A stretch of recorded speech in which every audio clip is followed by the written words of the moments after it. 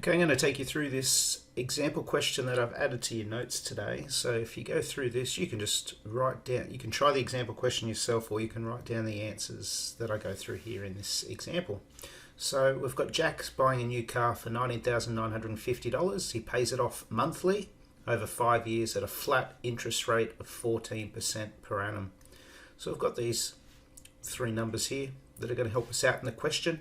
We're going to use flat interest rate, which is the same as simple interest, which we just started in yesterday's lesson.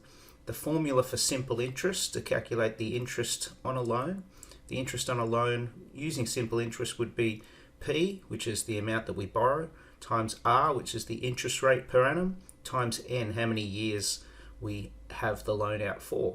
And you can see in this question we've actually got P, the amount we borrowed, we've got N, the amount of time that we're borrowing the money for, and 14% is the R there.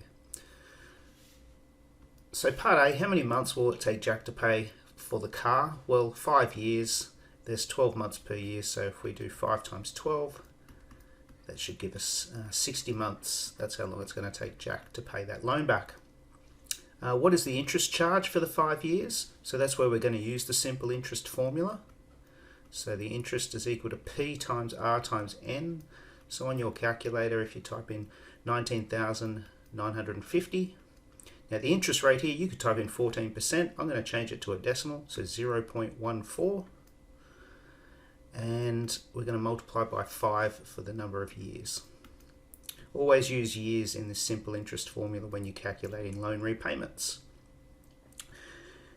If you go ahead and make that calculation, the interest on that loan comes to $13,965.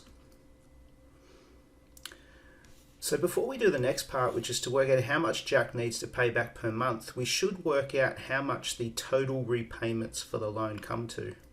So when you take out a loan, you not only have to pay back the amount you borrowed, but you also have to pay back any interest accrued. So the total repayment will be these two amounts added together, and if you do that calculation, Jack has to pay back a total of $33,915.